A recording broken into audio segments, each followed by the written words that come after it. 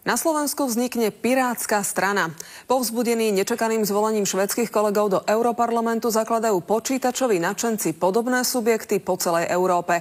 Chcú obmedziť moc vydavateľstiev a upraviť staré autorské zákony pre potreby internetu.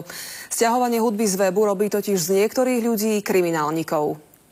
Novodobých pirátov dostali do Europarlamentu najmä mladí ľudia vo veku od 18 do 30 rokov. Všetci sťahujú filmy a hudbu z internetu. Nechcú byť pritom mimo zákona, tak sa ho rozhodli zmeniť. Diskusiu rozvíril švédsky súdny proces so stránkou Pirate Bay. Tá ako množstvo iných len informuje ľudí, od koho si môžu stiahnuť napríklad hudbu a tí si ju potom nemajú dôvod kupovať. Proces pomohol novej strane do Europarlamentu a to zas pomáha vzniku ďalších strán po Európe. Tvrdia, že ich cieľ nie je kradnúť umelecké diela, ale hovoriť o zmene autorských práv. Autorská práva jsou v současné době používána jako záminka k obezování svobody slova, k svobody projevu, především na internetu. Piráti si myslia, že vydavateľstvá zaspali dobu a autorské zákony nie sú pripravené pre 21.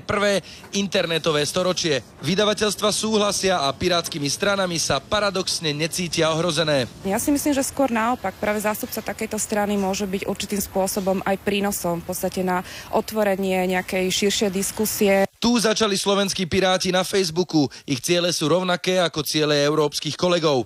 Ísť ale cestou založenia politickej strany je podľa sociológa možné najmä v krajinách, kde nemajú vážnejšie problémy.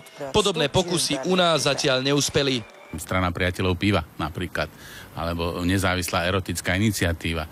Skrátka to tu bolo, ale ľudia to nezobrali ako príliš vážne. Ľubo Schwarzbacher, televízia Markíza.